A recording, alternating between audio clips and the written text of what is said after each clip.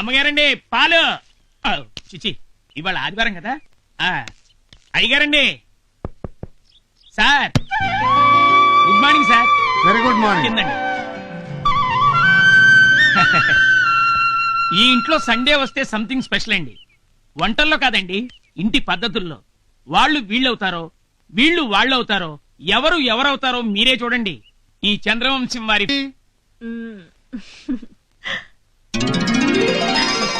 Good morning sir. Good morning. పండి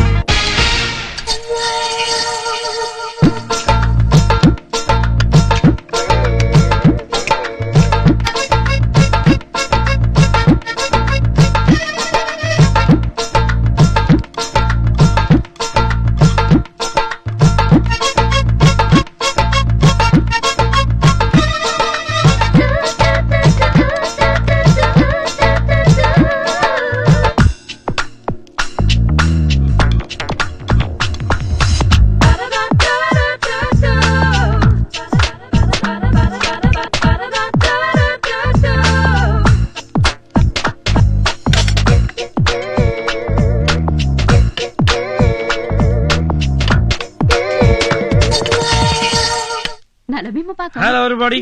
అటు కాదురా ఇటు. Ready ready ready dosa ready. వదిన ఈ రోజు సండే స్పెషల్ ఏంటో తెలుసా? అదిరిపోయే అల్లం పచ్చడి, నోరూరించి ములక్కడ సాంబార్. మరిది గారు, ఇది తమరు చెప్పక్కర్లేదు. తిన్న తర్వాత మేం డిసైడ్ చేస్తాం. అనయ్య నాకు నీలా పెళ్లి కానీ ఆ వచ్చే అమ్మాయి దగ్గర వంటలు నేర్చుకుని నీ లెవెల్లో వడ్డించేస్తానంతే. ఏమంటారు? మరి అయితే నేనెవరిని? అవును ఎవరు?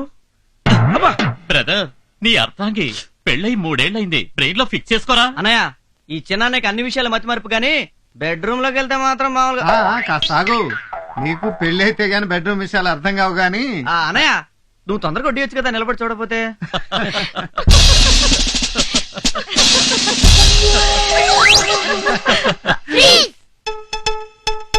టిఫిన్ చేసేటప్పుడు ఫ్రీజ్ ఏంట్రా?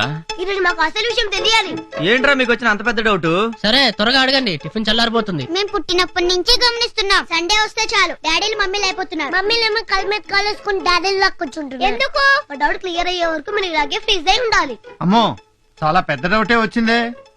ఓకే ఓకే, ఫ్రీజ్ రిలీజ్ చేయండి చెప్తాం. ఓకే పెద్దనాన్న, మీ ఒక్కరికే ఫ్రీజ్ రిలీజ్. అమ్మయ్యా. నా క్వశ్చన్ ఆన్సర్ చెప్పండి. ఈ రోజు మీకు స్కూల్ ఉందా? నో, ఈరోజు సండే హాలిడే. ఏం చేస్తారు మీరు ఈ రోజు? హ్యాపీగా ఆడుకుంటాం.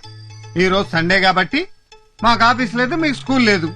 హ్యాపీగా గడపడానికి వారానికి ఒక్క రోజైనా సెలవు ఉంది మనకి. మరి మమ్మీలకి ఎక్కడ ఉంది సెలవు? అవును పాప, మమ్మీలకి ఏ రోజు సెలవు లేదు. అందుకే ఈ ఒక్క రోజు మమ్మీలు చేసే పని డాడీలు చేశారనుకో, మమ్మీలకి దొరుకుతుంది సెలవు. గుడ్ ఐడియా పెద్దనాన్న. Super. Hats off. Please release.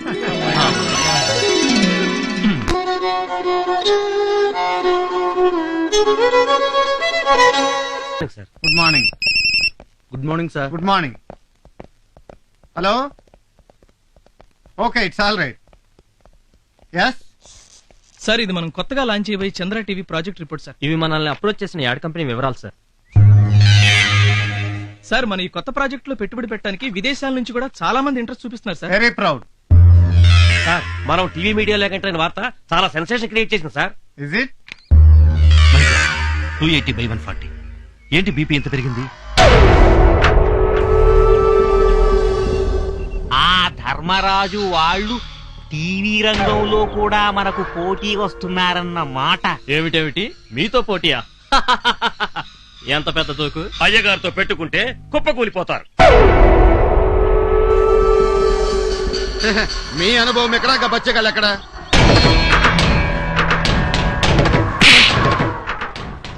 శత్రువుల్ని తక్కువ అంచనా వేయకూడదన్నారు రాక్షస గురువు శుక్రాచార్యులు. ధర్మరాజు వాడి తమ్ములు సామాన్యులు కారు, సమర్థులు. వాళ్ళే బిజినెస్ లో దిగినా బిగినింగు ఎండింగు చూస్తారు. అలాంటి వాళ్ళ అంతు చూడటం అంత తేలిక కాదు. దానికి పద్మ వ్యూహం లాంటి ప్లానేసి కొట్టాలి. దానికి టైం రావాలి. Happy birthday to you happy birthday to you happy birthday to you. Happy birthday to you బాబాయ్. అంతే అనండి. బాబాయ్. ఇదిగో తమ్ముడు.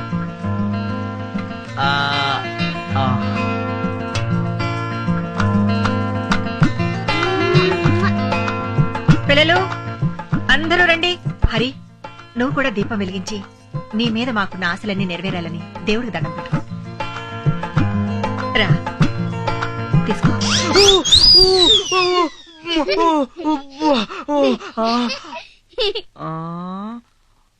తలతో తిన్నాలు నొప్పుల పుట్టగా నాకు మాటలు లావు. అలలలల చిన్ని మున్ని మున్నా ఇలా పట్టుకొని ఇలా వెలిగించాలి. కలర్.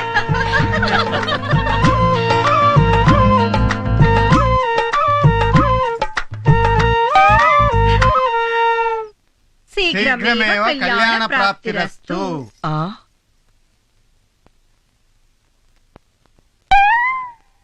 త్వరలోనే నీ పెళ్లి జరుగుగాక. ఏంటి ఫిట్టింగ్? చిన్ననే మా తమ్ముడి ఫేస్ లో పెళ్లి కళ కొట్టొచ్చినట్టు కనపడుతుంది కదా భూదేవి. నా పేరు భూదేవి కాదు, శ్రీదేవి. ఏదో హరి, దేవి. ఈ రోజు నీతో ఒక ముఖ్యమైన విషయం తప్పకుండా మాట్లాడాలి. వదినా ఈ రోజు నా బర్త్డే స్పెషల్ ఏం చేసావు? కజ్జికాయలు. కజ్జికాయలా? అయితే ఉన్నవి మొత్తం నేను లాగిస్తాను, వస్తాను. హరి, వావ్, వివాహ భోజనంబు వితైన వంటకంబు. ఓ మై గాడ్, ఫుల్ పండగ. ఈ రోజు నీకు కజ్జికాయలు కొట్ట లేదు, మొత్తం నేనే కుడకాయ స్వాగతం చేస్తాను.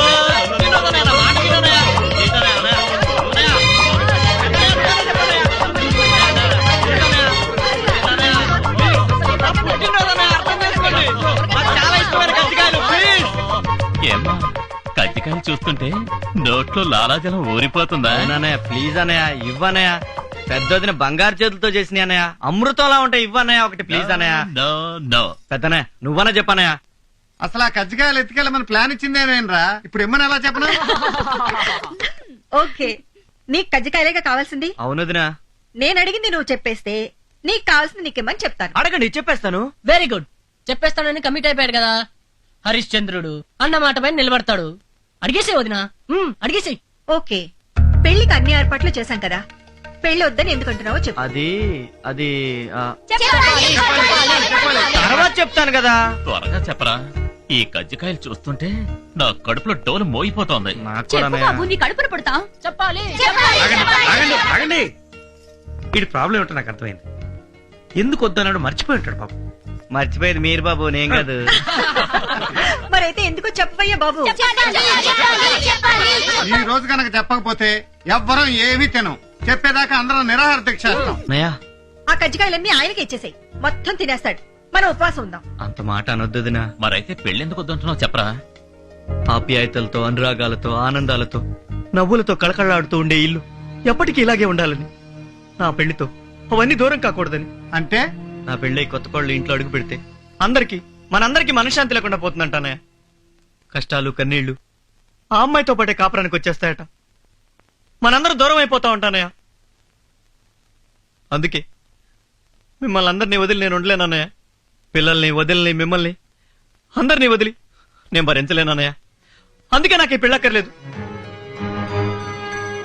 ఇదంతా ఎవరు చెప్పారా నీకు? జ్యోతిష్కుడనయ్య. జ్యోతిష్యుడా? భూకంపం వస్తే పడిపోతుందేమోనని భయపడి ఇల్లు కట్టుకోవడం మానేస్తావా? ఆడకూతురు ఇంట్లో అడుగు పెడితే లక్ష్మీదేవే వచ్చిందని మురిసిపోయే వంశం రా మనది. ఎవరో వచ్చి విడగొడితే విడిపోయేంత పెళసైన వంశం కాదు ఈ చంద్రవంశం. ఈ అన్నయ్య మీద నీకేమాత్రం గౌరవం అభిమానం ఉన్నా నువ్వు ఈ పెళ్లి చేసుకుంటున్నావు అంతే.